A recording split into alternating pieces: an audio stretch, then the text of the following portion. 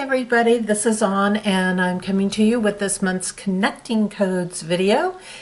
And this is probably going to be a little bit shorter, hopefully, than what I normally do, but that is really just kind of connected to the fact that we're in this real sort of limbo stage with everything right now. We have a lot of just kind of strange happenings, but it's like a lot's happening and nothing is happening at the same time. So I'm going to address several different things in here, from the inauguration aspects to the U.S. corporation to some different options that we have and some connections that I've just noticed in things. And, there's so many questions going on, and I had at one point thought, oh, I'm going to delve into the aspects of the executive orders that Biden is doing, but there's not really a lot to delve in that in some ways, because basically what he's doing is he's undoing all of the things that created independence for America. So basically all the EOs that he's signing right now are to put us back under China's control, is to give money back to China, to take money out of our country. And this is very interestingly creating a lot of upheaval with Biden voters. I mean, all along he said, certain things. He wasn't pro-fracking, and, of course there was controversy on that. And, he said that he was going to, just release the illegal immigrants back in and all of these things. Well, of course, now that people are losing their jobs by the tens of thousands and, these sorts of things, people are finding their little bubble burst. I think at this point there hasn't been really much of anything that he said he would do that he was going to do. He said he'd have the stimulus checks out right away, and now he's trying to make the stimulus checks not for everybody. He wants to give things to the illegal aliens, but he doesn't want to give them to the citizens of the United States that have been dealing with everything for over a year now. So, it's kind of this, it doesn't really do us a lot to delve into the executive orders right now. And what was interesting is that when you look at the videos of that, it also was showing that those were blanks that he was signing. There was no writing, no printing on them. So that leads to some questions, and then it took several days before any of them started showing up on the government websites. Now, they have started showing up, but not as many as he has apparently signed. So the other reason I'm not really worried about that is that I think we're going to start, one, we've started to see that they're getting blocked. So, for example, he wanted to stop deporting illegal immigrants out of the country again. And there was a suit or a case brought up on that, and it was blocked. So he was not allowed to to stop the deportation of criminals and illegals and people like this. And then we're starting to realize that really we've got this whole kind of movie set up around the inauguration and his presidency, and we already know that that's fake, and we already know that that is an illegitimate presidency. And there, I will not call him the president. I will not say that, because legally he is not, and so I won't acknowledge him as something that he really isn't. And so when we get into this, most of those executive orders can all be challenged because of being in the presidency illegally. And, you can go back to previous videos where I've talked about election things and how these different things, of course, we've had a lot of different things come out about the voting systems and, how corrupt they are and all of that. So we won't rehash that piece of things. But a lot of people, you may have heard, there's a lot of people talking about the inauguration being faked, and that it wasn't real, and that it was basically a movie set, and things like this. And of course, I had one person in one of my groups come up and say, well, I know somebody that was there. Well, what's very interesting about that, when they claimed it, and I did kind of challenge them a little bit, I said, well, you must have a really special friend, because not even the news people, the newscasters, weren't even allowed right up close to the inauguration. They were shooting from across the street. They were shooting from a distance. So, including CNN, all of those, they were shooting from kind of like this rooftop ledge looking down over things from, like I said, basically across the street. But the reports, and I'll have links and stuff, I'm going to put a ton of links in where you can go in, you can look at things, you can see things for yourself. They're saying that there was so few people there, and everybody was escorted in and out. We didn't really have like any so-called white hats or, the good guys, so to say, there, which was really interesting. And when you watch the video very, very close, and I'm including one from And We Know, one of the shows he did, because he really has pieces in there where everything's marked out. If on the shorter clips of the news clips, you can see it, but you have to really be paying attention and you have to be looking for it. Otherwise, you don't really notice it. But we find things like Pelosi was in different positions in the film. Some people were there in parts of the film, not in other parts of the film. There were aspects where the skies were really cloudy. And if you look at the newscasters and where they were reporting and where they were set up, it was completely cloudy skies. But when you look at the inauguration film, it was literally like barely not even a cloud in the sky. It was like blue, bright, sunny skies. And so it's very interesting when you start to look at these pieces. And this just goes to show how much is put past us that we don't even catch when we see a video clip, when we see things. And this is why it's so valuable for the groups like Veritas and Anons that are out there that are doing these digs, and they're really getting in and they're really looking at the film so that they can bring the truth out, hopefully, and things, so that they can spot these things. And no Anon is perfect. No Anon's going to hit things 100% of the time. But I do like the And We Know guy, because he does get in and he really points things out in there, which is kind of nice to see in his podcast. So I just wanted to mention that. But we look at this presidency, so we know that everything wasn't filmed that day. It wasn't completely consistent, and it's like a movie. You film some of it live and you film some of it in studio. And the in-studio set looks exactly like the live location, right? I think many, many years ago, if you go back many years ago, the show Survivor, they used to do that, right? And everybody thought everything was filmed out in the wild. And it doesn't mean that they weren't doing some live shooting, but, at the very end, it was studio. It was studio, and it looked just like the scene of the live scene. So, it just goes to show that just because something is allegedly alive or a live broadcast, that doesn't mean that everything is. And we also found out that, the recordings were released much earlier in the morning before the event even happened in other parts of the world.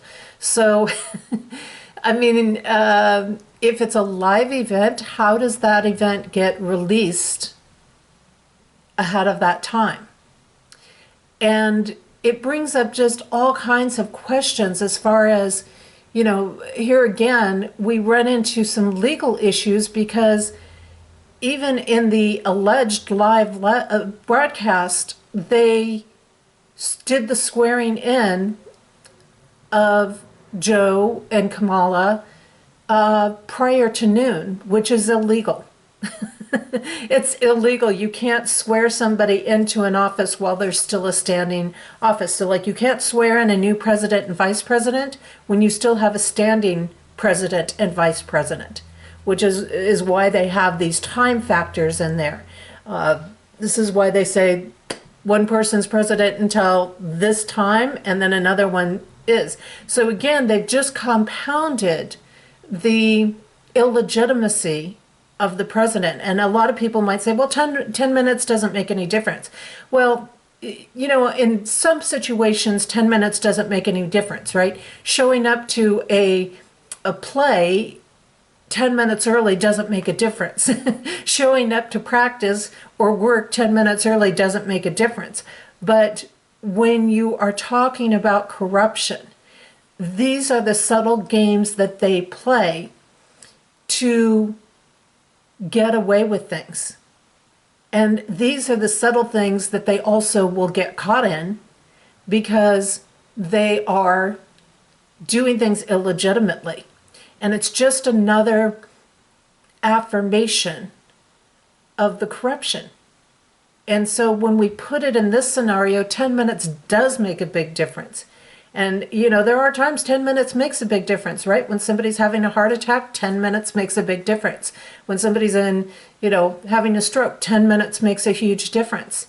I know that. Jessie knows that. She personally literally saved somebody's life because she operated immediately recognizing a stroke situation. So we have to put it in context to the situation to realize that, yes, in this case, it did make a big difference because it was just one more affirmation of the control games, one more affirmation of the corruption, one more affirmation of an illegitimate presidency. And if the clouds, you know, were all out that day and it wasn't a sunny day at the live thing, we know that there was also aspects of that may have been filmed another day, which means it would have been filmed even earlier. And it wouldn't have been just 10 minutes, it would have been a day earlier or 2 days earlier, things like this. So it's very interesting when we start to delve into it. And like I said, I'll get you in there because And We Know really brings up a lot of different pieces to show how things are not matching up. And, you know, of course, unless somebody was there personally. Now, another piece of this is also an aspect about show. Why would we go ahead and do a show, right? Why would we go ahead and put on an inauguration with an illegitimate candidate in there? Or people that aren't, you know, like Kamala, it's not even legal. It's not even legal for her to be vice president. So we've talked about that in the past too. Well, a lot of people got very disheartened over this. A lot of Anons did. A lot of people who followed Trump did. They got very disappointed when they saw the inauguration go through. Well, the inauguration wasn't about bringing down the spirits of people. It wasn't about breaking people's hearts to actually see that happen. What it was about was, it was really a show for the deeper state corrupt players. It was an illusion to make them think they'd gotten away with something. Now, the irony in that is obviously they knew they weren't getting away with anything because things were not truly live. They were not truly done under the exact conditions. And, you know, we have to question who's still in this game and who's not. I mean, Pelosi was being escorted by people. You'll see in that video that I've mentioned that, you know, she's told not to say anything. Everybody was escorted that was there. They didn't let people just walk out on their own. They were all escorted. And that's kind of an unusual thing. I mean, yes, you always have security people around for former presidents and things like that, but it's not necessarily a full escort for everybody that's there. So this was a really interesting piece, and it should raise a lot of questions. You know, we could say with all the pieces that came out, oh, maybe some of these people aren't alive. Maybe they're clones. Maybe they're this. Maybe they're that. There's all kinds of speculation we can get into, but it's not really about the speculation. The key is realizing that what we think we are seeing, we are not. And this applies to a lot of things, and it's something that we should take a huge amount of caution and heed to. Now, moving on, another aspect of things in as we move forward in this is that also we're finding that the military is not responding to orders by those that are illegitimately in office. And we saw the biggest part of this just before the alleged inauguration in there. But that seems to still be going on. I mean, the military is literally turning their backs on Biden in some of the film footage. They're not acknowledging him as president. They're not giving him the normal 21 gun salutes that would have been done. They have marked him through the gun salutes as a traitor. They've marked him, basically, is what they've done. And so this is very interesting because if he was a legitimate president, the military would have to respond to what he is issuing or the orders that he is putting out. And they're not. So that's a really big, for me, that's more of a concrete, solid piece for us to grab onto. And of course, he's trying to, bring in his own people, his own corruption team to keep him protected and things. And I'm not sure that this is going to work with some of the things that Trump put into place to help keep the corruption out. One of the big pieces and big controversies that we start to run into in all of this in regards to this whole presidency situation is that once again, and I say once again because it's come out a few times in the past, but I don't think it's really been something that people have paid a lot of attention to, is we have the U.S. as a corporation. Now, what's really interesting is a corporation has governance over its employees, but it doesn't have governance over everybody. It doesn't get to tell everybody what to do. If somebody's not in the corporation, they don't get to tell them what to do the same way they would get to tell an employee what to do. So many people don't realize that the United States is a corporation. It's not a government. It's not a board of elected officials to be spokespeople for the public. That's what it was originally founded for. That's what it was originally done on. But this is where we see all the controversy coming up about the 1871 Act. And this ties into a few other pieces. So, when we start to get into these aspects of a corporation, we start to find out that what we have deemed as government for a very long time, over 100 years, 150 years basically now that we're in 2021, 150 years, there have been things like taxes being illegally collected. They're not allowed to collect things like income tax and stuff like this. So this is in violation of things. This is a debt society. This is a slave society that is set up by a corporation who has led people to believe that they have to do what it says. And they create, through various means, holding people in debt, raising through inflation and various things like that, raising the cost of living, getting them on unstable financial situations, pushing, having a lot of material things, all kinds of things go into that debt. So it creates a slavery system where people then become indebted to the corporation, not realizing that they're not living as a free and sovereign being in the world. And it means that they've been acting in a way that they don't have the right to do. They've been operating against the Constitution, other than few little tidbits along the way to, few people, terms here and there along the way. They've been operating under this corporation structure. And if they operate under a corporation structure, they don't have the authority to charge taxes and various other things. Now, they became a corporation in 1871, which is really interesting. That's when Ulysses S. Grant was president, and he was the 18th president.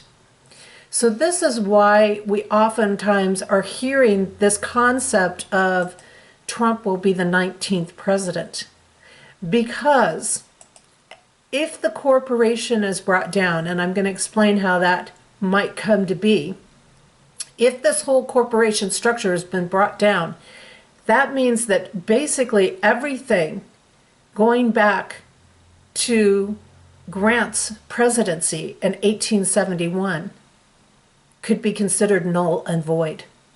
It could all be wiped out. That means not one person who has held a presidency or a president position during that time has been a legitimate president.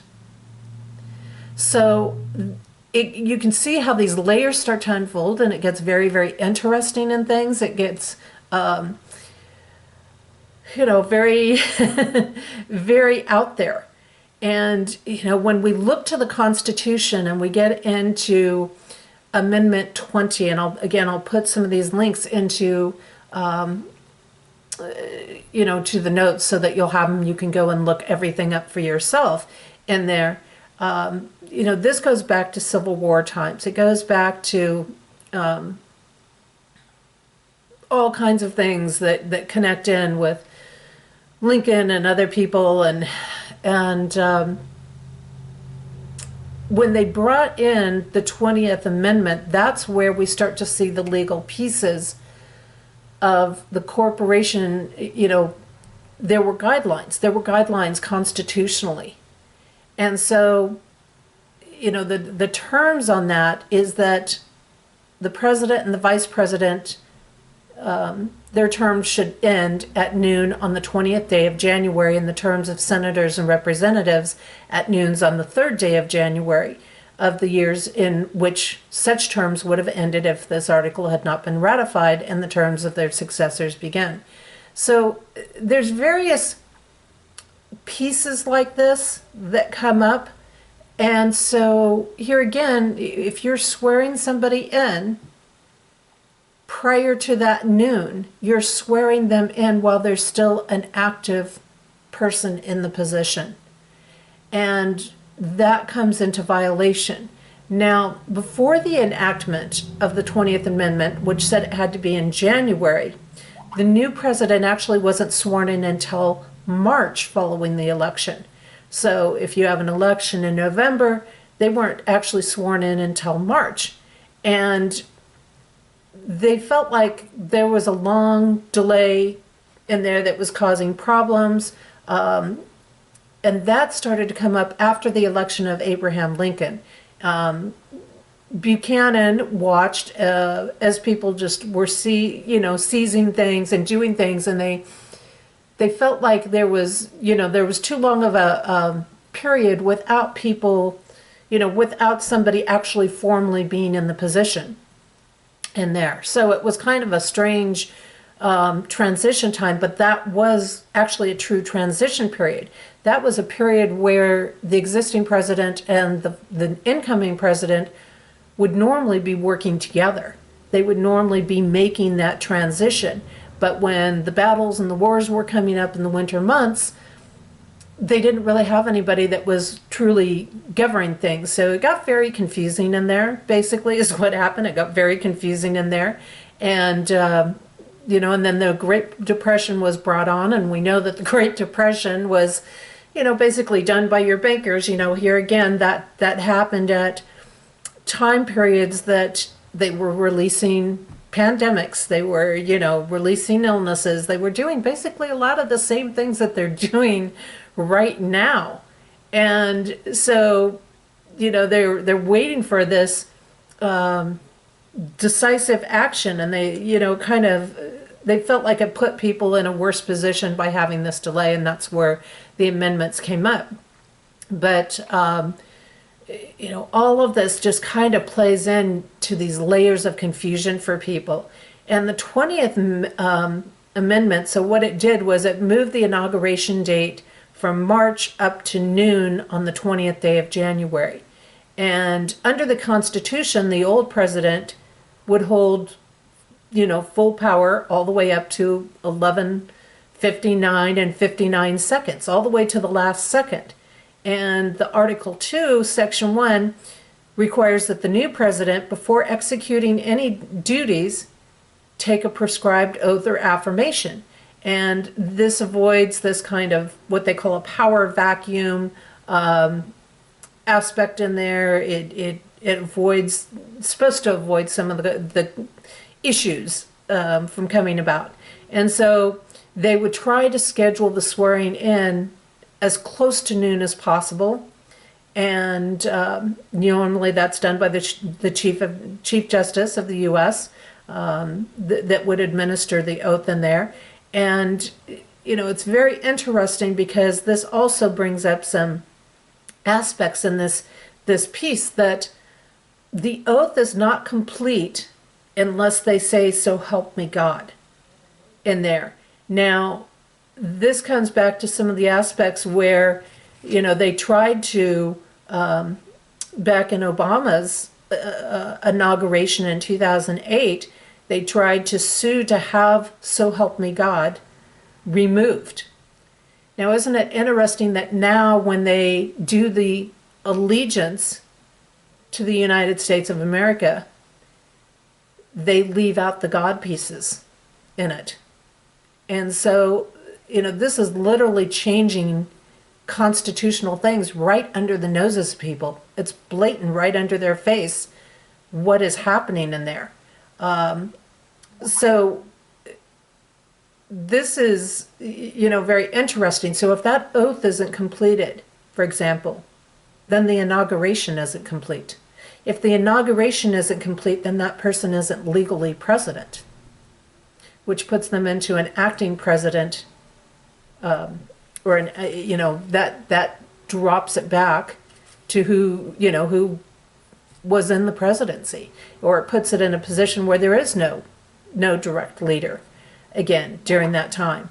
So it raises a lot of questions in this. It raises a lot of issues in this whole procedure, this whole process of things. And so, it goes on. And I do want to just kind of, bring a couple of these pieces in again. I'll put the links in where you can really delve into it. But as we start to look at the aspects of the United States becoming a corporation in 1871,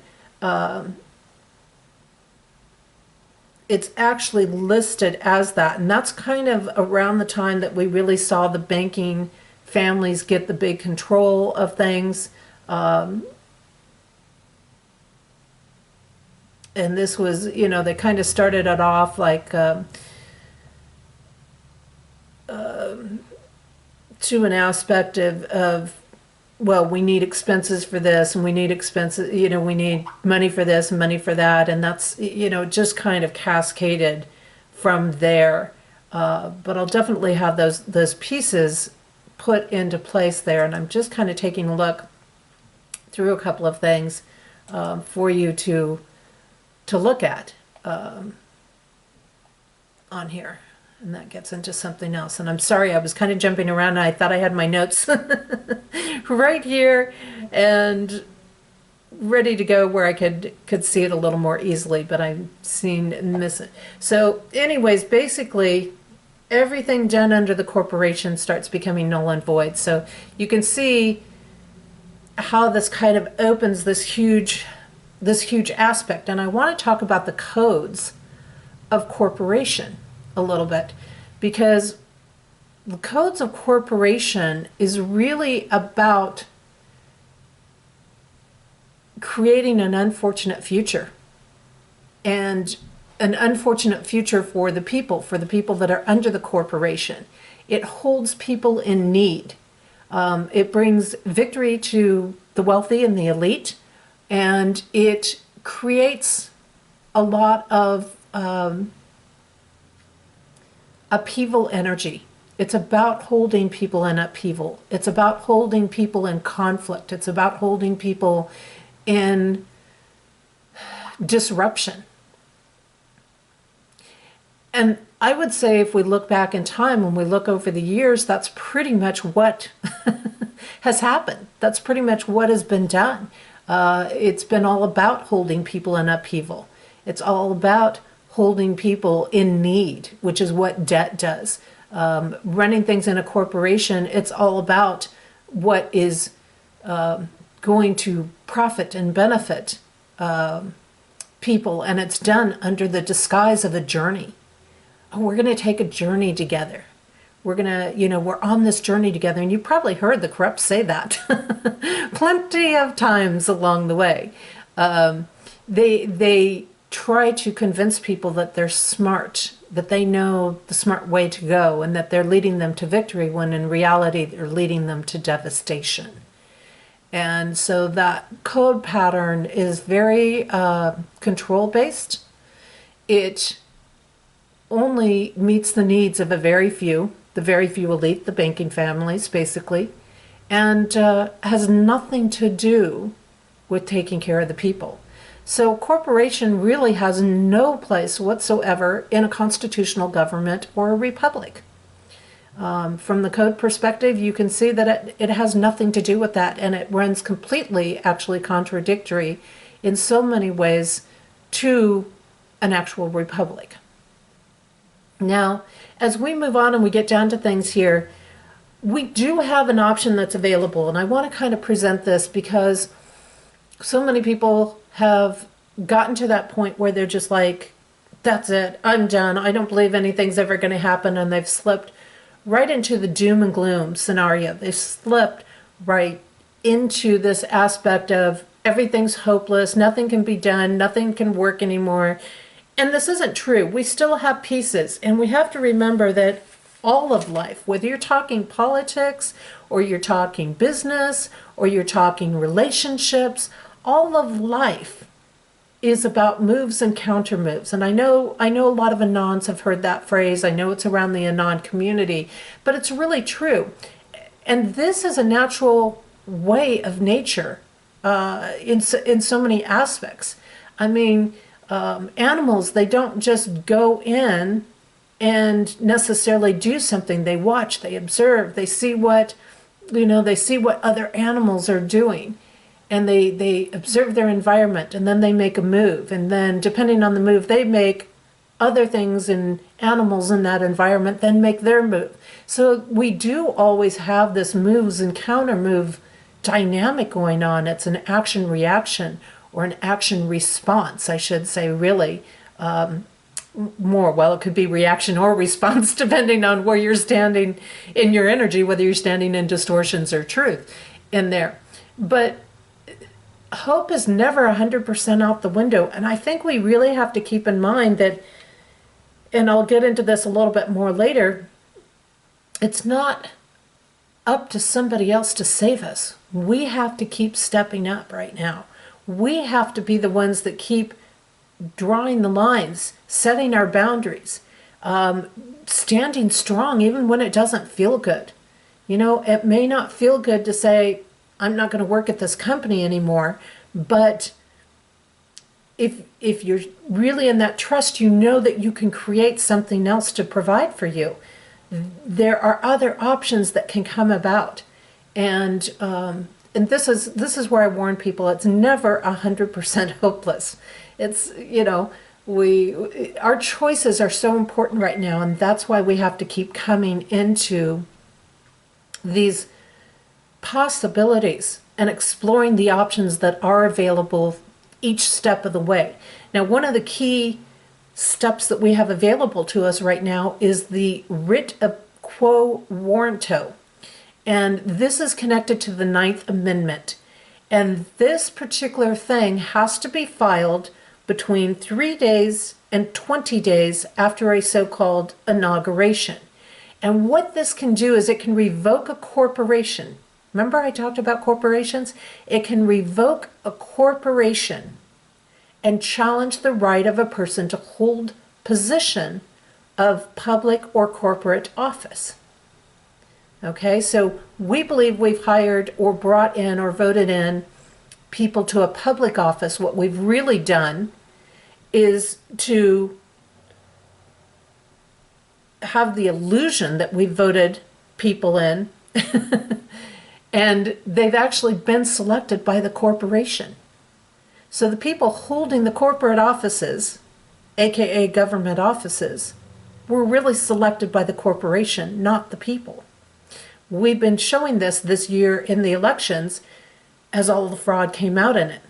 So the interesting thing in this is that this can be used to not only remove Mr. Biden, but also the whole U.S. government as we know it today. If the government is revoked back to the policies of that time, okay, like 1871, for example, then everything, again, put in place would become null and void. And this leads, again, to Trump being the only one that could legally hold office, because there is nobody else that is legal to hold office, that is alive. He is the only one legal to hold office. And he's the only one that can't be charged with a crime or doesn't have something serious up against them, which is why they've been trying to push so hard to put through, everything that they're trying to put through on him and try to prevent him from being able to hold an office again. Because this is one of the options he has. And, the aspect is that if they don't acknowledge him, for example, as being able to hold office, then our military is in charge until an election is held. So we could be in for a whole nother election. Now, hopefully we can clear up those, voting machines and everything else and, have it done in a legal way where ID has to be shown and so forth and so on. So this kind of allows Trump to emerge as the candidate of the Patriot Party and become elected as the 19th president. Now, what's interesting about that is that, and I'm going to read some pieces on it, is that originally this particular act was issued by the king, which may be why we're hearing aspects of Trump being referred to in that context. Not that he is a king of America, but we do know that he has a royal background. We do know through his mother that he has a connection or may actually have a king standing, even though he's not ruling over other countries. This all opens incredible interest, and I encourage you to go into the work of Fall of the Cabal, because she actually makes some of these connections in there, as well as some others have into this. And the reason he would have the right to do that, not only from these varying pieces that could be present, is that he was forced to forfeit office through abuse and neglect. Neglect of what? Neglect of the Constitution. And abuse by those that were opposing what he was putting through, opposing making this a free country, opposing making our country self-sufficient, in putting sanctions on countries like China, in pulling us out of things that were detrimental and holding us basically prisoner to the elite banking structures. And those, again, neglect of those not following the law, not following the Constitution. So this would all happen as being all evidence of treason. And that's kind of an interesting thing. Election fraud, for example, is an aspect of treason. And what they can do is they can take all the information that has come out in pieces and put it together in one large case. And this then means that the demandant, whoever is the demandant, the person bringing the case forward, has to be representing the people. And he can prove that he's representing the people. And it demands that an office then is vacated or a company is dismantled. In other words, the demandant, whoever that is, it can be the organization of the Patriot Party as opposed to the political party. It could be the political party. It could be Trump. It could be the military. It could be anybody who is operating on the behalf of the people. And so they can go in and say, United States of America has to be dismantled. So this is where we start to see, okay, if he has actually structured a whole new system that is not a corporation, but an actual government, there's no problem in dismantling the corporation. All he's doing is he is bringing down the corruption. He's bringing down the deep state players. He's bringing down the banking families. So he's dismantling the whole network of the swamp, as they say in this. So this can allow everything to be moved out of the corporation and returned to the People's Republic. Now this is interesting because Sidney Powell has already initiated and has formed, just in the last few days, Restore the Public, Restore the Republic. So our whole government could just be brought down like that, basically. And this would allow us to move off of the fiat money system. It would allow us to go back into a asset-based backed currency. It allows all the corruption to be removed, because when you deal with a massive structure and you've got, for example, 80% of the people in government being corrupt, you can't just go in and refill these positions, because then you're supporting the corporation. You're operating under the corporation, which is an illegal operation for what they're doing. So you have to just get rid of the old structure, basically, and put in the new structure. So this brings me to a really good point, where so much of where people and patriots have been going, but I've wanted to see things. I've wanted to know what was happening. I wanted to see it all happening. Well, it has all been happening, but you can't put these things into place if you're out in the public eye. It's like a military operation. You can't do it all out in the public eye, because then your people that are creating the issues see everything as well. If you don't think they're following the anons and what people like myself and X22 and Jordan Sather and all these other people, Polly and everybody else, are saying, they do. They follow them all. They're plants. They're checking for what's happening. Where do you think they get their news from? They get it from our searches, paying attention to what we're searching for the information that we're looking at. And that gives them a clue what direction things are going. So when you consider this, you can't just come out and say, oh yeah, you can't see it. You're not going to see it until it happens. And this is true of so many things in life, right? You're not going to see an engagement until somebody pulls that ring out and makes the proposal and puts it on that person's finger. The engagement might be getting planned, it might be happening, it might be going on, but you're not going to see it until it happens. And this is the same sort of thing. So I don't want to get people's hopes up and say, oh yes, we've got this huge thing. I'm proposing a theory here. I'm proposing a possibility. I'm showing something that is very feasible, that could be put into action should the players involved choose to do this. And we do have little drops that indicate that this is one possible avenue. I don't think it's their only avenue, and I don't think it's the only thing that they are going to put out there. And I think this is why they've been being so quiet, because there's so much happening under the surface that we can't see, and it can't be shown yet. It can't be shown yet. The best things don't get seen until they come, right? So this is a natural part of how these moves and counter moves are having to be played right now.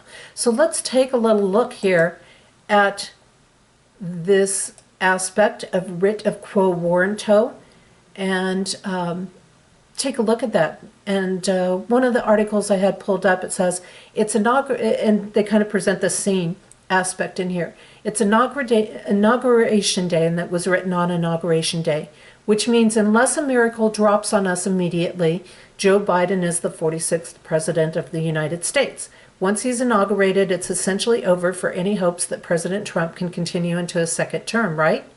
Hold your horses. There's another avenue to expose voter fraud that only became available after Biden's inauguration. So you see, presenting what they did, it didn't really matter whether it went through or not because it was laying all the groundwork. It was kind of like showing you all the pieces that they have.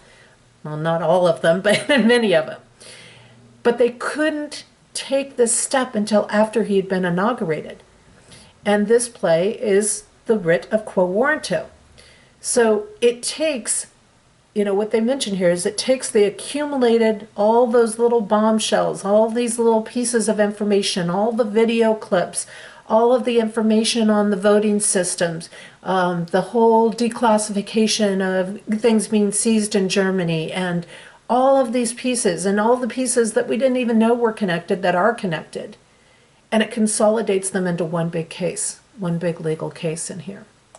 So this Quo Warranto is Latin for by what warrant. In other words, authority. By what authority? And so a writ quo warranto is used to challenge a person's right to hold a public or corporate office. So it literally is saying you are not legal to hold this office. You cannot hold this office, and I'm going to challenge your right to hold this office. And I think that a lot of people thought this was coming down prior to the inauguration and that that's what these court cases were. But when we look at it as it is and we realize this couldn't have been filed until after the inauguration, then we realize those were just building blocks along the way to whatever path they choose to do. So this Quo Warranto is a legal proceeding during which an individual's right to hold an office or governmental privilege is challenged. And how can you challenge that? Let's think about impeachment. Okay, that impeachment is going to open up all kinds of evidence that can be presented that wouldn't have been able to be brought into public view otherwise. So they're actually going to be able to challenge it. They can show the corruption, they can show the treason, they can show the payoffs, they can show all kinds of things that they couldn't have shown otherwise. So I'm thinking there may be a connection. I don't know. We're going to have to see. This is where, again, we could even see another illusion play out of it appearing in public eye that the impeachment has gone through. But again, with each step, we're kind of waiting. When's the military going to step in? Well, they're only going to step in when the moment's right. And none of us know what that moment is going to be. And now that there's some corrupt players in the mix of things, they've got to move very, very carefully.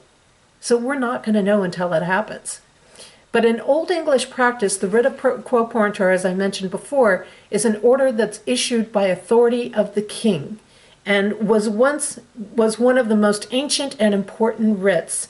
It has not, however, been used for centuries, and since the procedure and effect of the judgment were so impractical, they felt it was an impractical thing. Currently, the former procedure has been replaced by an information in the nature of a quo warranto, an extraordinary remedy by which a prosecuting attorney, okay, well, we've got key attorneys around, right? You've got Rudy Giuliano, you've got Sidney Powell, and given what Sidney Powell has started to file here in the last couple of days, well, maybe she could be a prosecuting attorney on it. I don't know. We'll have to see. And who represents the public at large? Well, if she's putting this motion through, it's clearly about representing the public at large, this movement that she's doing, because it's to protect people from the corruption. And so I can see where these pieces could fit together, and it could be a possibility. Again, I think it's a very interesting thing for us to stay on top of and be aware of, which is why I'm covering it. So it's ordinarily regarded as a civil rather than a criminal action. Quo warranto is often the only proper legal remedy. However, the legislature can enact legislation or provide other forms of relief. So here again, it's already telling us within the context of this, there could be other legislation or options for relief to happen. And the statutes describing quo warranto usually indicate where it is appropriate. And, so that's the key. They've got to make sure that they use it appropriately and that it's proper to try the issue of whether a public office or authority is being abused. Well, how many people are abusing their authority and public office? We see it in all these corrupt structures. We've seen Biden do it. We've seen Pelosi do it. We've seen Schumer do it. We've seen the governors around various states that are doing it. So you can see how this can all just kind of come gushing out at one time. And it requires them to forfeit their office in this process. They will have to forfeit their office. So if they don't step down, they can be prosecuted. So it's, this is where it starts to get very, very, again, interesting and everything. So for example, it could be used to challenge the unauthorized practice of a profession, such as law or medicine. But it can also, again, if you've got a corporation pretending to be a government, that's unauthorized practice. They're doing things that they really aren't authorized to do. And so what it asserts is that the defendant is not qualified to hold the position that they claim to hold. So they're not qualified to be president. They're not qualified to be vice president. They're not qualified to be Speaker of the House. They're not qualified to operate on behalf of the people. Isn't that interesting? Now, what's really interesting also is that the defendant, the burden of proof is on the defendant and not on the person bringing the suit, which means basically they're having to prove that they didn't commit the crimes that are being brought up against them. They have to prove that they didn't do the abuse that they're being claimed to have done. So the proceedings, they've challenged in the past the right to the position of county commissioner, treasurer, school board member, district attorney, judges, tax commissioners. It can remove anybody from an office. The prosecuting attorney ordinarily commences the proceedings, so whoever that would be, whether that's Sydney or Rudy or somebody else altogether, and may authorize a private person to do so without the consent of the prosecutor. So a prosecutor could have a representative do the work as well. This is where we start to question, could that bring in other players in the game that we've seen that are sitting out there that have all kinds of other information to bring to the table?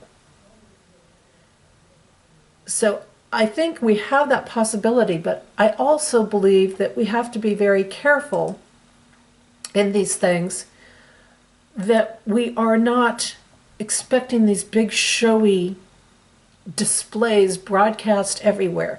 One of the big things that has been going around is that everything is going to suddenly come out and all broadcasting systems will be down. And I'm going to get to that in a minute because it does connect with a post that was made by the Q community in things. And this is where people, they take a piece of information and instead of really knowing what it connects to, they start going off on all of these theories without anything backing it, without anything proving it. And a lot of people just thought, because it's supposed to be so-called biblical. Well, you know what? A lot of big stuff happened biblically that was not made known to the public. You know what? Some people didn't find out about it until 1,000 years later, right? I mean, in the midst of it happening, probably didn't seem like that big of a deal. Didn't seem like probably it was that much out of the ordinary daily affairs for them. So I'm just kind of bringing that up. Now, the organization that Sidney Powell is bringing up, she's forming Restore the Republic PAC. And what this is it's the creation of a super PAC called the Restore the Republic PAC. And it's to be dedicated to supporting candidates who will fight vigorously for our constitutional rights, freedom of speech, and the sacred right of free and fair elections. So it sure sounds a whole lot to me like this is an organization or somebody who is speaking on behalf of the people. Pretty interesting, right? And it was going to promote candidates who will fight for the truth and the rule of law, and we will strenuously oppose any candidate who discards the Constitution for his own short-term or political gain, regardless of party.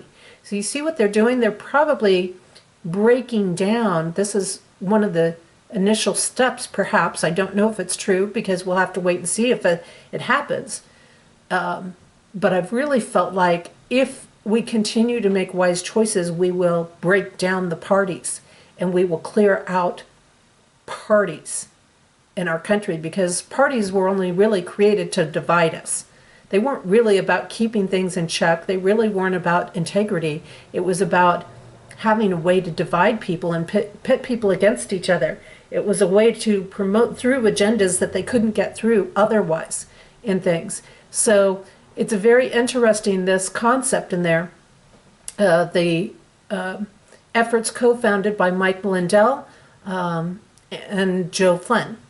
So it's got a couple of interesting people involved in it.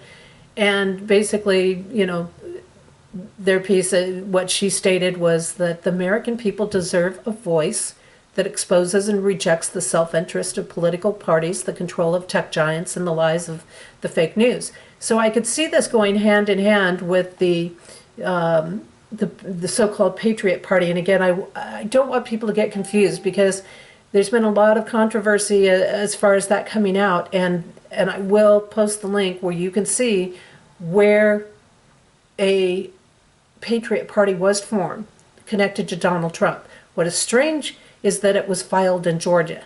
And that piece I don't know anything about. I haven't figured that piece out. But, you know, it was filed in Georgia. And, you know, so that a Patriot Party, as far as a, you know, representing legal party, is different than the Patriot Party that is the organization, which is a different thing. They have some similar values, but they're different things. So Trump would have nothing to do with the organization, but he does seem to have something to do with the political affiliation that's on there. So, you know, that's kind of an interesting piece in there. So let's keep moving on here, because I want to address some pieces here. And let's take a look just at the codes for a couple of these things before we move on. The writ of Quo Warranto, by the way, the codes in that is about learning from our past experiences. This is about creating a favorable future.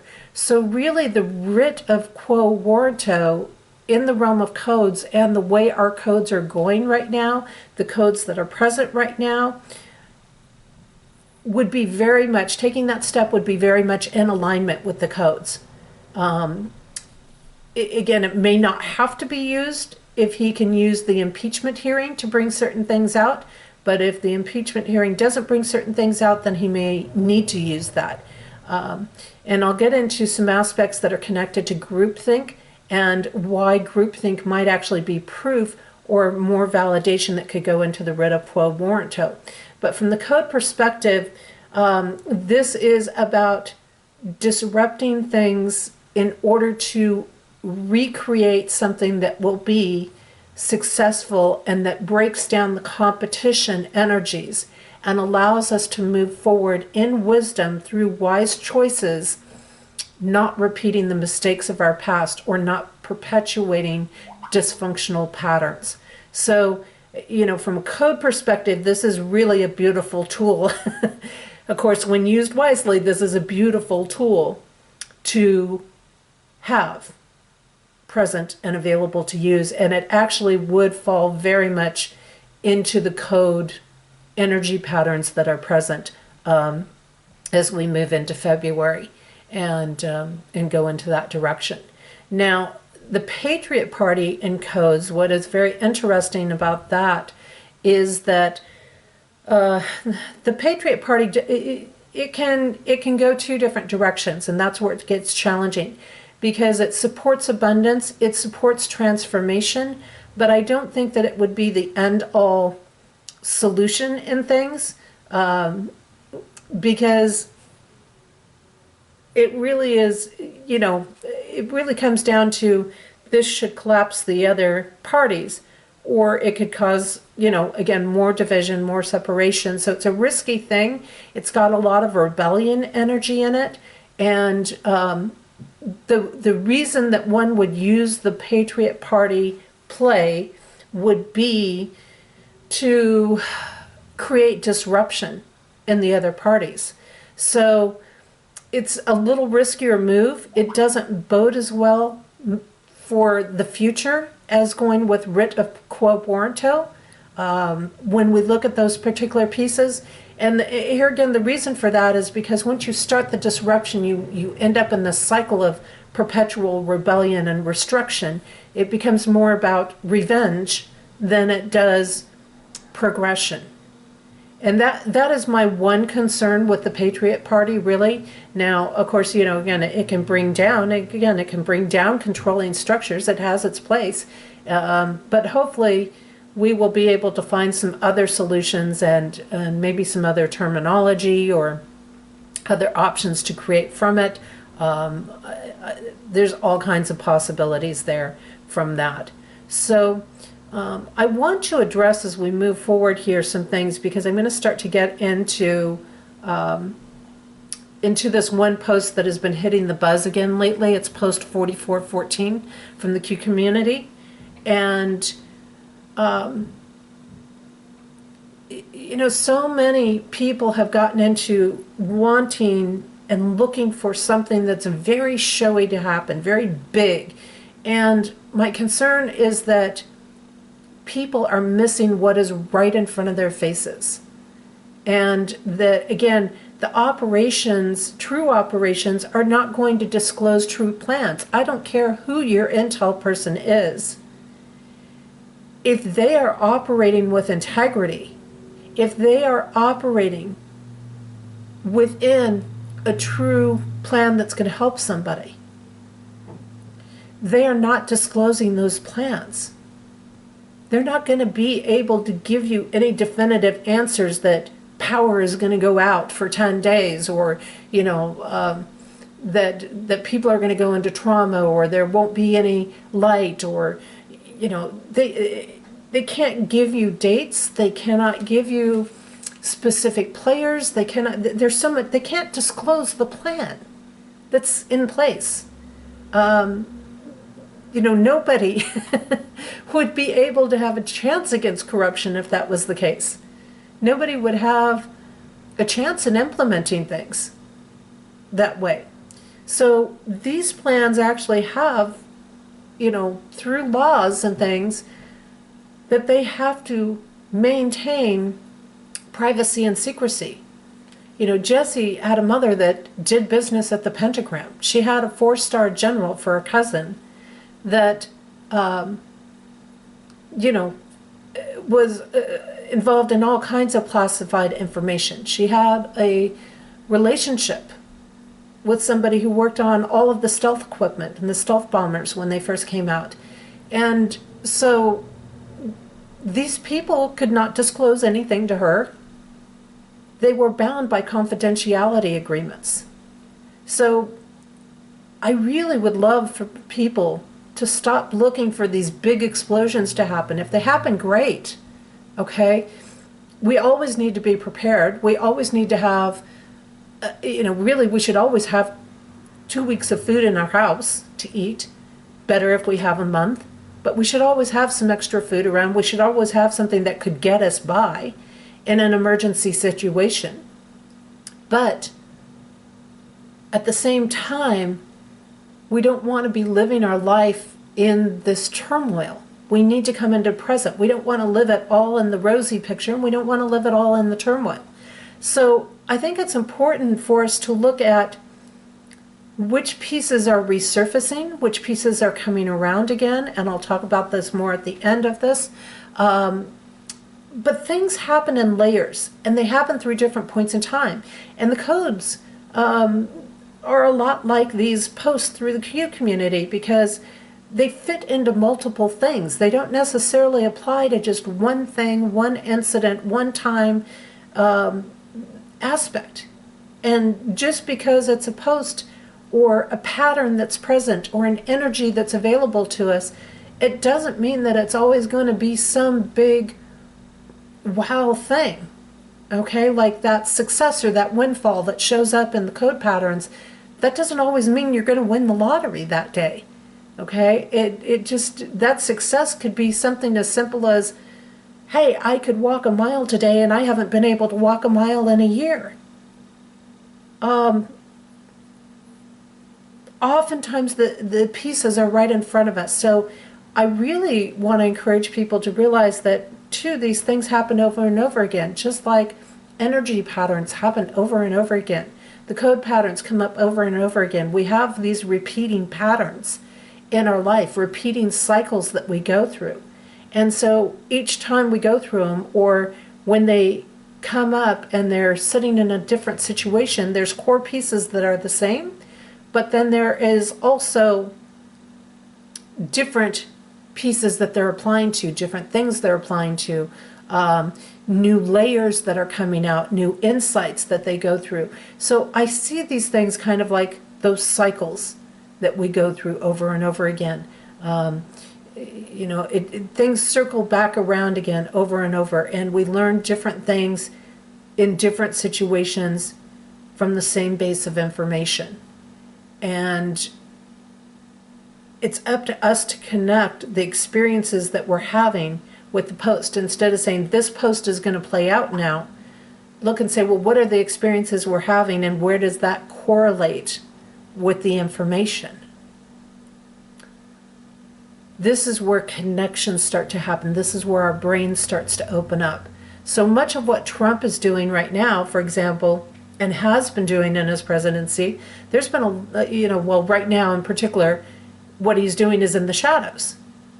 So just as there was a shadow presidency when he was in office, he's now in that sort of shadow presidency position, because he's got a lot of things that he's working on underneath the surface. So until the corruption can be collapsed, at whatever point that happens, if it happens, there's always going to be two governments. There's going to be the one that we see, and there's going to be the one that's hidden from sight in things. And even the ones that we see may not be what we think we're seeing, right? We know that they set up sets, apparently, in Biden's basements. And that's something you might want to research. And why did they do that? Because of the dementia, the way it was sitting in. Because he couldn't always completely be in office.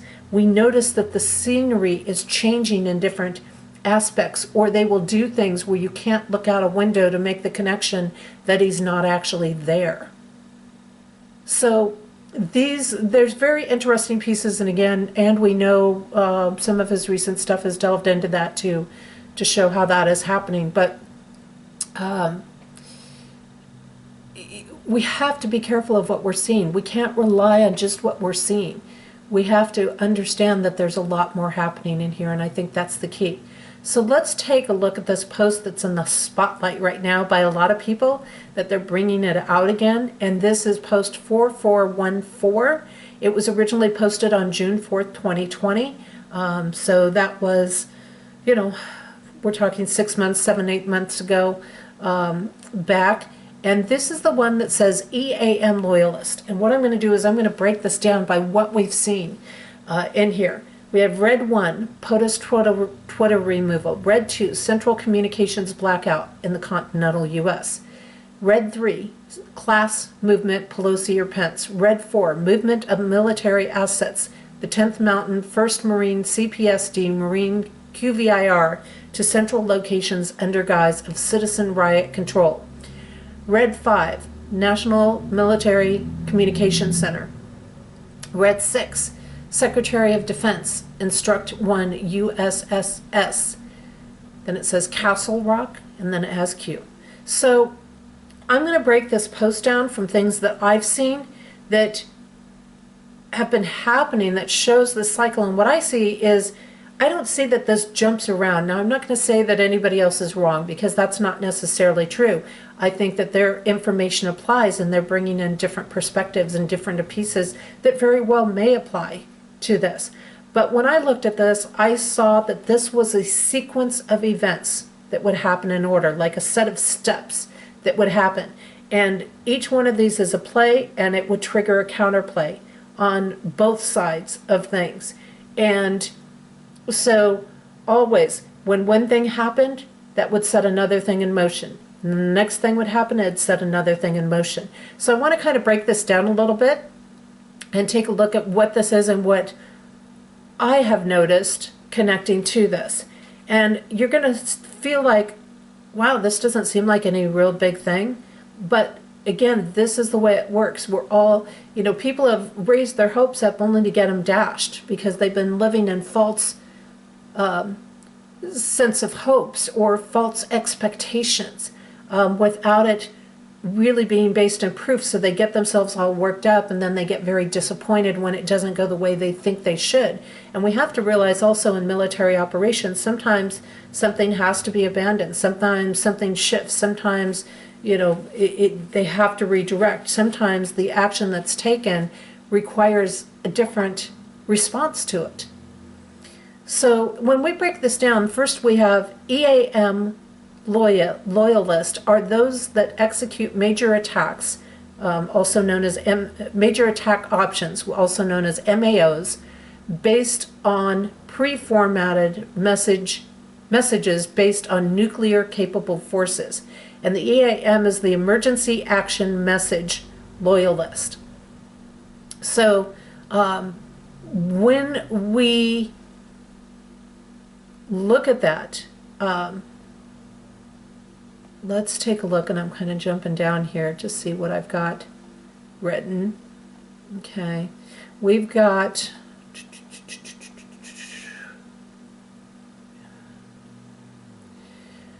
so really what we're looking for is, who is loyal as these emergency actions, as these steps come out. Who are the loyalists in there? The EAM loyalist is the unfolding of who is working in the truth. Who are the true people that are devoted to our Constitution, to upholding the law, to doing the right things. And those people become known as each of the steps happen. Okay, because in each of the steps, you're going to find out who takes what action. You're going to find out who stands true or who caves into the corruption, who has appeared to be supportive to the people and is really working against the people, things like that. So this is kind of what it's showing, is that, who sees all of these steps through, who is coming through, and there's always these pre-formatted messages when you're dealing with the military, that they know these codes, red 1, 2, red 2, red 3, all of these. It shows that they have already designated messages, options, actions that they take when each one of these happens. It's kind of like when your brain has been programmed to a certain word, you've been hypnotized. It's not that they've been hypnotized, but it's similar. It's a similar process. And so every time that code word is spoken, then you act out that action. So it's kind of a similar piece in that. So everything's, in one hand, pre-formatted. They already know what's going to happen. They just don't know which of the sequence of events are going to unfold at any time. So, these loyalists are the people that are going to execute these attack options. So you have two aspects to that. You have the people who are loyal to the upholding the law, and you have the people who go into attack mode. They're loyal to the corruption. So there's two forms really of that EAM loyalist that are going on. And so the red alerts are, what they are is every time a red alert happens, the people that are connected to it are supposed to get in touch with their chain of command for directions. So each step triggers an action to happen. Now, in R1, we've got Twitter, the POTUS Twitter removal. We all know that's been done. It's done. It's happened. That was the first step. That was the initiating of this sequence of actions to come out.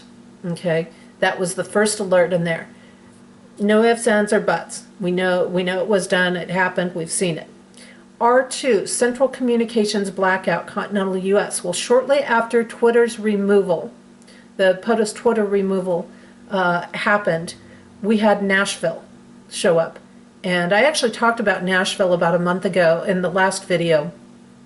And the thing about Nashville was they tried to cloak it as a false flag with a bomber, and that's like just became obsolete very quick because a lot of people called it out. But the point about Nashville was that it was a central communications hub for the United States, and they blacked it out. They took it down. And there's many aspects between let's erase information, let's get rid of things. We know that this was one of the key AT&T hubs for dispersing information into China channels, and that they were involved in many things. And again, you might want to catch last month's video to get into the layers of that, where I got into the layers of that. So R2, done. R3, class Pelosi or Pence. So class is classified, and there's many things actually that CLAS could stand for. There's many acronyms for that. But one of the things that really came into play for me when I was looking at where it could connect to, and that was cultural and linguistically appropriate surfaces. The new House rules put that in motion. You could no longer use gender terms. You could not use man, you could not use woman, brother, sister, mother, father, anything that was gender related. This is cultural and linguistically appropriate surfaces. So we see that play out in the new House rules. It could also be connected to central level application software, which could connect into something that was being used on Pelosi's laptop. It also connects in with the closed loop action system, which is part of Raytheon. Now, of course, that is very interesting because, and I'm going to get into that in a minute,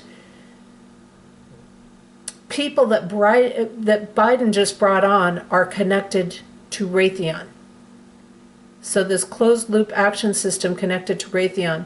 Again, this is communication stuff. This is electronic stuff. These are program things. And so it's very likely that that could be in there. Also, it could connect to community lending analysis system. Well, the U.S. Defense Secretary, General Lloyd Austin, and this is where the connections come in, collects up to $1.7 million to leave Raytheon. Okay, we've got a story on that in there, and again, I'll put the the link to the story on there, but he received stock in Raytheon, Carrier Global Corp, and Otis Wide Corporation.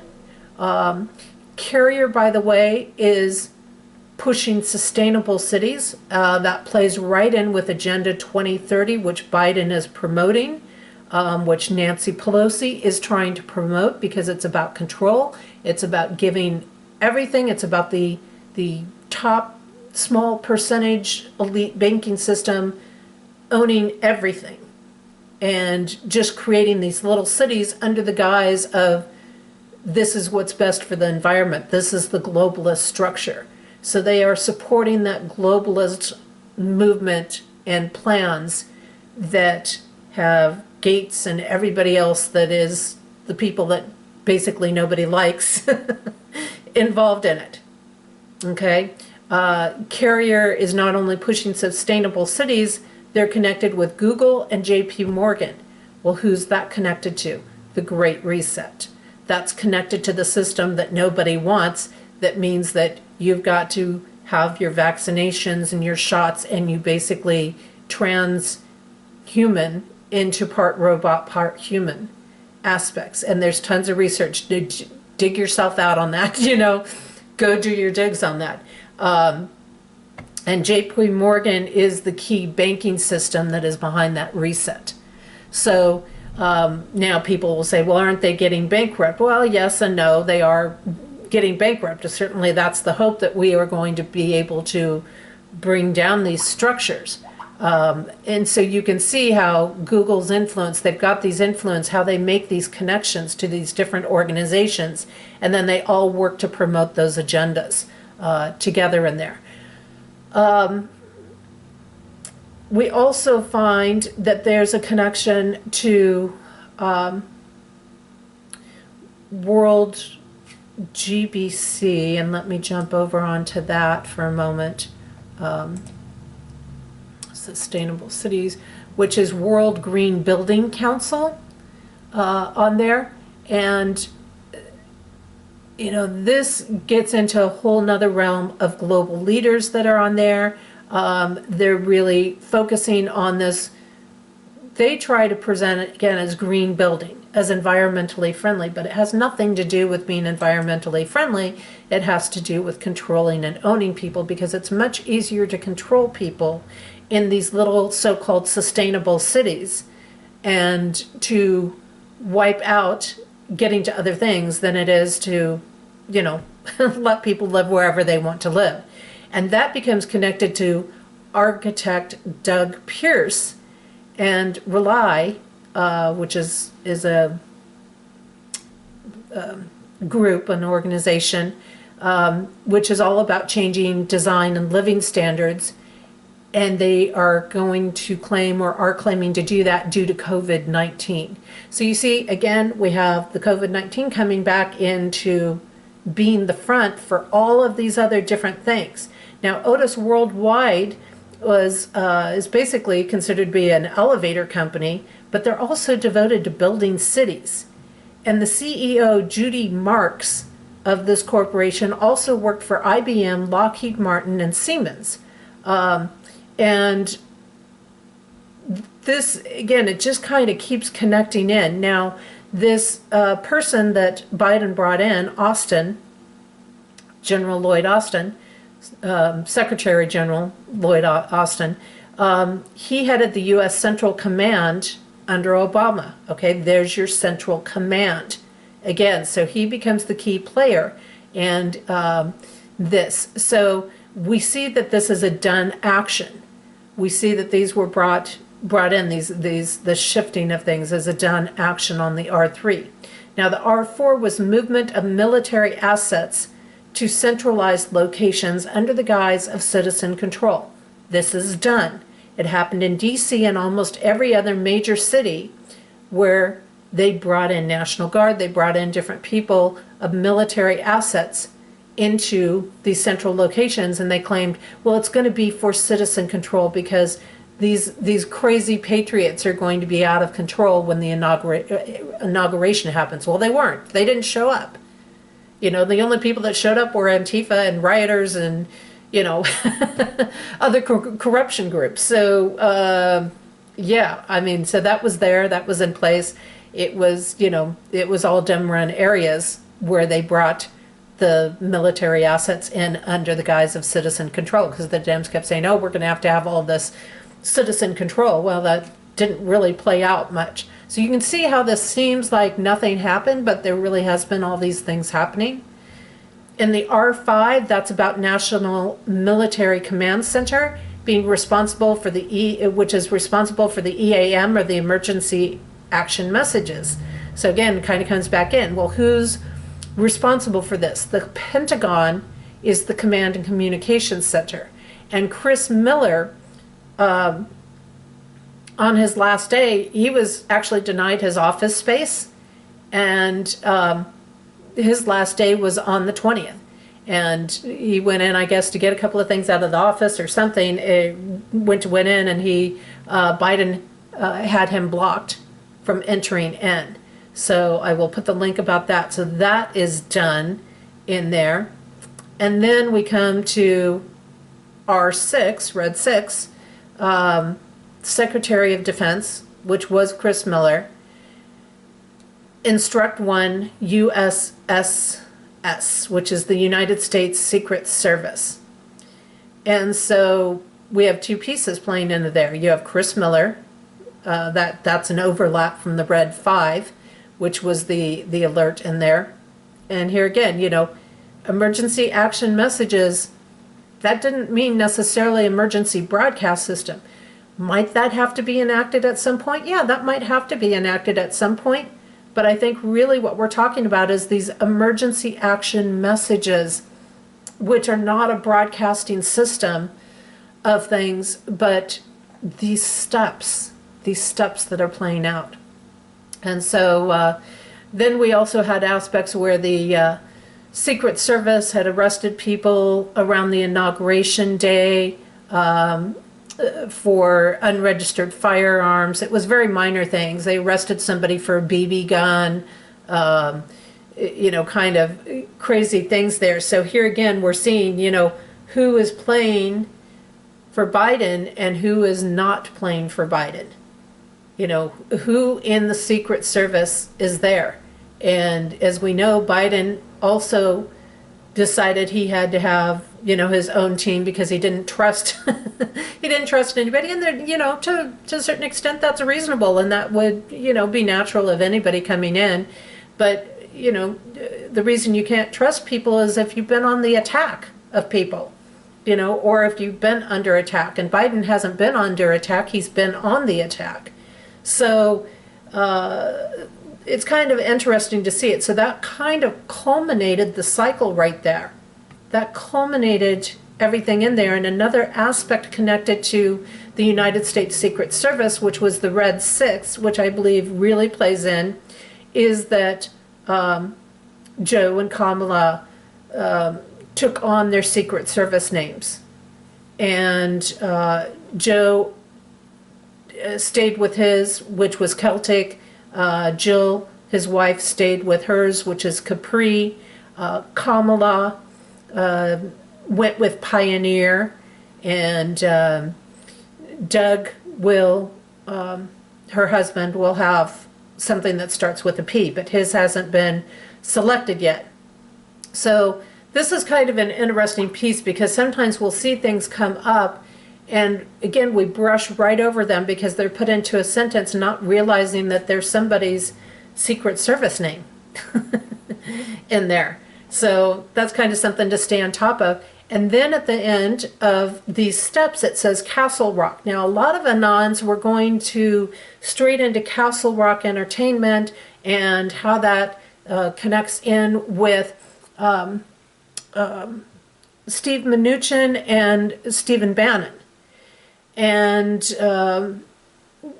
kind of getting into that and using that as, oh, that's connected to everything being a film right now. Everything is being a show right now.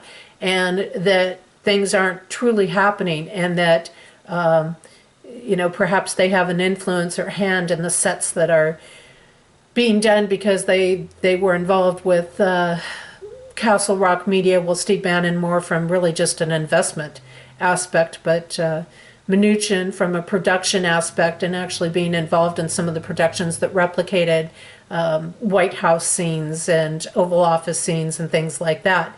But when you get into some of the research about Castle Rock, now, Rob Reiner apparently, now first of all, they were founded in 1987 by Martin Schaefer, and director Rob Reiner, Andrew Scheinman was involved, Glenn Patnick, Alan Horn, and it's a subsidiary of Warner Brothers, which is a division of AT&T's Warner Media. So again, we know that's a corrupt area. We know the connections between AT&T and China in there. And Rob Reiner claims to have named the company in honor of the fictional town of the same name that was in Stephen King's stories, which is, you know, out here in the area that I live in. Stephen King lives a couple hours away from where I am, which in itself is actually named after the fictional mountain fort in William Golding's 1954 novel, Lord of the Flies. So you hear about these different aspects that come in, and what is the key thing? What's the key theme in Lord of the Flies? Well, the key theme in Lord of the Flies is groupthink. And this is kind of a key thing because there's all kinds of dynamics. And if we look at, you know, Castle Rock kind of being this final scene, the culmination to the cycle, we can realize that groupthink is playing out, that many of the dynamics of what we've seen in the political arena, in our government structures, is an awful lot like Lord of the Flies and an awful lot like Orwell's 1984. In groupthink is considered to be a detriment to companies normally because it prevents them from moving forward. So, you know, this is a piece, and I want to get into that. It also references the term being made popular by Orwell's 1984. So groupthink can play on both sides. It could be detrimental or helpful to controlling elite, depending on, you know, who's operating it, whether people are doing it. Groupthink oftentimes actually usually replaces independent critical thinking and causes irrational and dehumanizing behavior. And this is exactly what we're seeing. This is exactly what we've seen in the pandemic. This is exactly what we've been seeing through all of these corrupt agendas playing out through the globalist areas, through 2030, through, I mean, on and on and on aspect. And why is this groupthink so important to get rid of this independent critical thinking? Because if you get rid of that, then people will just naturally submit. They'll just go with whatever the controlling people want. And if you think this isn't laying foundations, think again, because there's already vaccines created for viruses that are scheduled to come out in 2027. And they're ready right now. Those vaccines are already created now for something that we're not even apparently going to see until 2027. And I don't know whether to be happy about that or not, whether to be happy because that means we're going to make it to 2027 or what yet. I'm just sitting in observation with that. But let's take a quick look. In codes, groupthink is highly disruptive. It's about creating turmoil. It's about creating arguments. It's about creating all of this upheaval. And, you know, Wikipedia isn't always my favorite source, but sometimes for some of the basic things, they do okay. But groupthink, they say in Wikipedia, is a psychological phenomenon that occurs within a group of people in which the desire for harmony or conformity in the group results in an irrational or dysfunctional decision-making outcome. We saw this happen with masks. We've seen this happen with the pandemic. We've seen this happen where people were brought into this groupthink and told to go out and harass people and, you know, bully them and things like that. Those components come out of groupthink. It's programming, it's command, it's control. And so they desire to be a part of the group so much that they don't care whether they kill, they don't care the abuse that they put forward, they don't care about the cost. They don't care about losing their integrity. They don't care about any of it, as long as they can be a part of the group. So the cohesiveness or the desire for cohesiveness in a group may produce a tendency among its members to agree at all cost. And this causes the group to minimize conflict and reach a consensus decision without critical evaluation. So they're not really thinking things through. And isn't this exactly what the Democrat and CCP-run parties put forth? Oh, look, it's going to minimize conflict. We'll have greater peace. This is exactly what they said. They're operating under groupthink, that you want to be a part of the group so bad that you will do anything to be a part of that group. And you will believe them when they say it's going to minimize conflict, but it doesn't. The codes specifically show us that it creates more upheaval and more turmoil and destruction and rebellion. And this is what happens when you put people in this situation. Groupthink's a construct of social psychology, but has an extensive reach and influences literature in the fields of communication studies, political science, management, and organizational theory, as well as important aspects of deviant religious cult behavior. Okay, so while they're pointing the whole cult thing on Trump and Q, who's implementing the cult? The Democratic Party. And I don't mean that every Democrat is a part of this. That's not what I'm saying. But the CCP-run Democratic Party, the corrupt parties, the rhinos, it's not just the Democrats, it's the rhinos on the Republican Party. It's those supporting the CCP. I say, that is a cult behavior. When you look at your structure of Biden, Obama, Pelosi, Governor Cuomo, these other governors around that are corrupt, this is groupthink. This is cult behavior. And groupthink is sometimes stated to occur more broadly, within these natural groups. So you can go on, you can read more about group think aspects. And it's designed to keep individuals to avoid raising controversial issues, alternative solutions, right? This is what they tried to implement. Go bully those people who are operating on facts. Go bully those people who are telling you the truth and things because they're bringing up something that we don't want you to know about. This is what groupthink is all about. So when we talk about Castle Rock, is Castle Rock really about the entertainment aspect or is it about groupthink? Personally, I'm starting to feel like it might be about this groupthink aspect.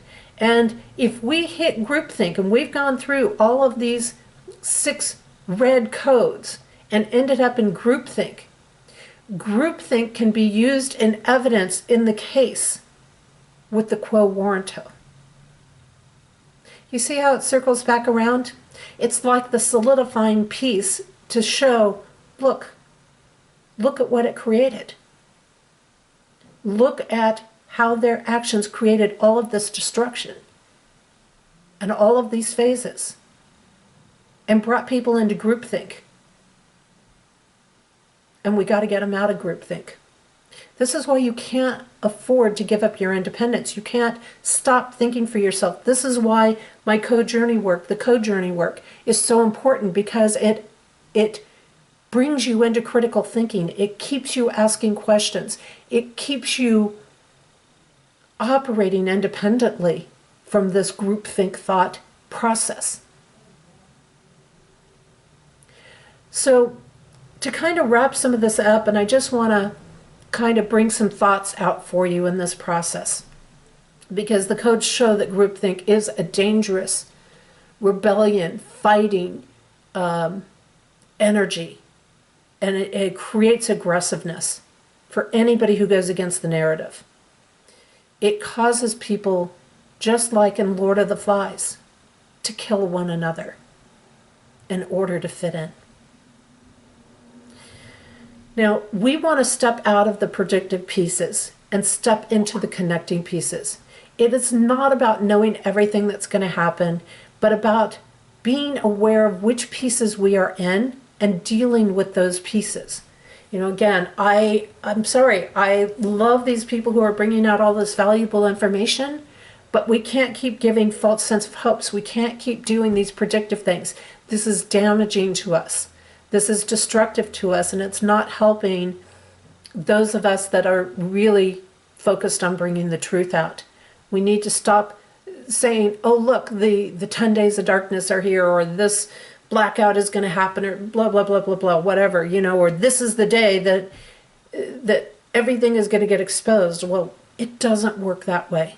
So let's step out of that. Let's be aware of the pieces we're in. Let's start dealing with those pieces. Many get their hopes up that they're going to get that some big showy display that allows them to say, hey, I told you so, to those that couldn't see things before. And in doing this are also dropped to lows when something doesn't happen the way they think it should. And at the end, at that time, they think that it should. So, let's stop getting those false sense of hopes up. Let's stop doing this raise and this crash and this raise and this crash, because it impacts the physical. It destroys the physical as much as it destroys other pieces. And then they start thinking, hey, nothing's happening. And we've seen that in a lot of the truth movements where, hey, nothing's happening, right? And we've all got to just kind of hang in there, and then they start to fall away from the movement. And this is where we start sorting out who's really there, who's really focused on getting the truth out, and who isn't, okay? And there also tends to be the anticipation that it's going to get splattered all over the MSN, which is, it's not going to happen. And I'm just going to kind of take care of something really quick, hopefully here. I apologize for this, because we are right at the end, but I want to make sure I want to make sure that we don't have the big technical issues that I've had in the last couple of months. So let's keep this going. Okay. So people are ready. They feel like they're so ready to see what they want to see, but that is also blinding them. So some feel that we should just be able to just meditate things away. Let's all just go into the pleasant little space and meditate things away. We'll think happy thoughts. And you know what? In a 5D world, you can do that. But not everyone's in that mindset in this place, in this time, under these circumstances. And much of the energy that we are dealing with is actually 3D and 4D energy.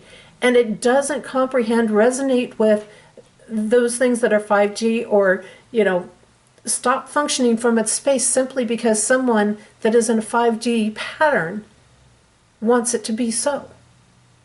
Some feel that they will play with the grids or change the energy, but as we do this, we're easily crossing a line of manipulation, and this is something we have to be careful of, which then pulls one out of the 5D energy and into the 3D energy.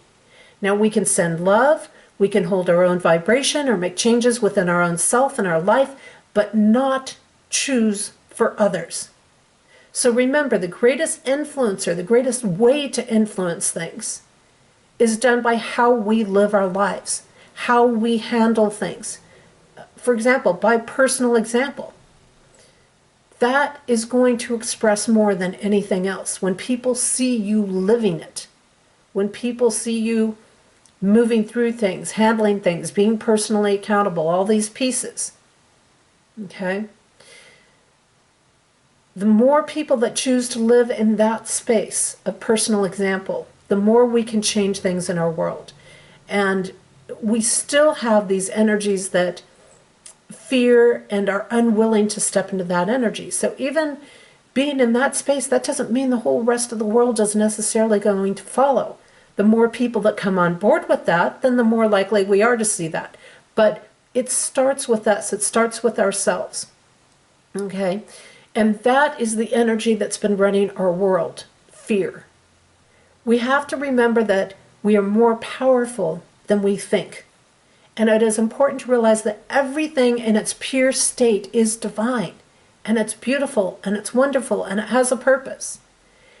We also want to keep in mind that in order to shift something of a denser vibration, for example, something from 3D to 5D, that we must first communicate with it in its language and remind it of the truth of what it is. That is what disarms it. And this is what Trump has done a lot of. Like him or not, this is what he's done a lot of. He's been the right person for the job because I'll tell you, there's a lot of real light workers out there that couldn't go in and speak 3D language. They couldn't go in and do the job. So people don't like maybe the way he would talk, but what they failed to connect is that he is speaking their language so that he can get their attention enough to create the shifts that need to be made. And he has never forced change on people, unlike the corruption, which has forced a lot of change. And once he has their attention, he can then present them with a choice to take a step in becoming their true energy in unharmful ways, or to step down and stop misusing their power, or to be removed. In essence, he calls out the distortions. And this is like a child that has become unruly, and the parent has to first find a way to get them to listen, and then presents their choices and allows that child to choose what they will do. It's the same kind of dynamic. And the key that I'm getting to with this is that we want to find ways to realize that we tried to meditate, and happy pill everything away in Atlantean and Lemurian times, and it turned out to be detrimental. Now we are needing to choose differently. And it is important that we hold the position of the observer right now, because even in being still, we can be active. And we want to be aware of the worst scenarios that are happening, the worst things that could play out, and then take steps to be prepared to handle them and without residing in them. So be aware of the tactics. Be aware of the so-called evil that's there.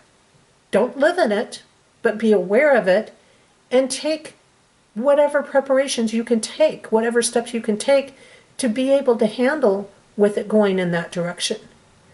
But we also want to hold hope and faith without ignoring what we are really going through. For being only in the hope and faith blinds us to the dangers that surround us, and that creates great risk and great challenges.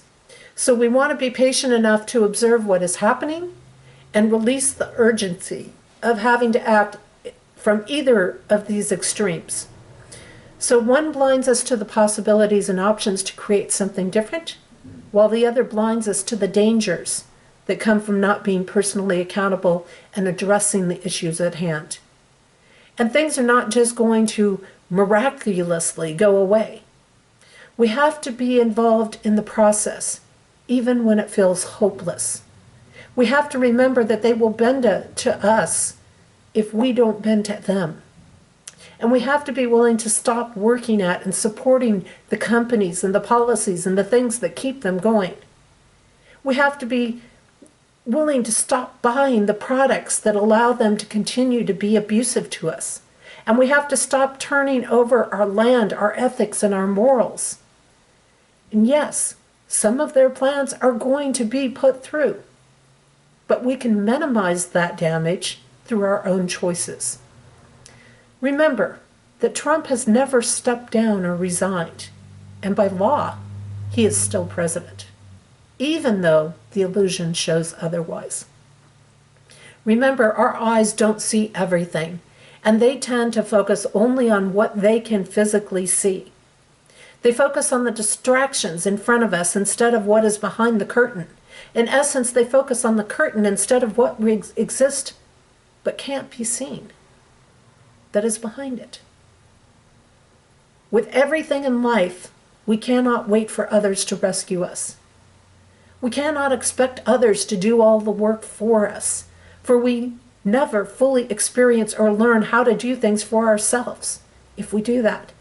And in that, we remain subservient to others instead of living strong in our own self. And it's important to remember that we are creators. And while creators observe what is happening in order to make wise choices, they do not sit on the sidelines doing nothing.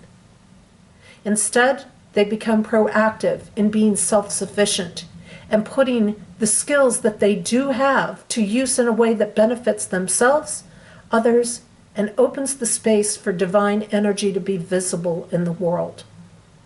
Biden does not work from his true self, only the distortions, because he does nothing and holds himself and others in subservience.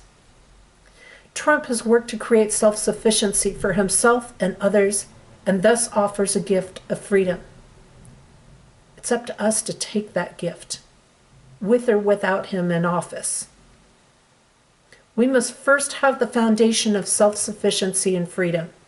And if we are to make true changes and to clear out the distortions of this world, regardless of our players, this is the core of the soul, and usually those known as true patriots. For it is from these pieces that we create a space of safety, and from safety we can create anything. So that's what I've got for you this month. I hope the information has been useful. I'll be back with you at the end of February, bringing more information your way, and I'm sure we'll have plenty going on at that time. It's going to be interesting to see how things play out over the next few days, the next few weeks, and be an observation of what's happening. Be proactive in doing the pieces you can do. Doesn't mean everybody goes down and does a protest. We all have different skills. I'm a writer. I'm a disperser of information. Other people are meant to be on the front lines. We have all different ways that we bring things forward. But let's make sure that we're not living in false hopes.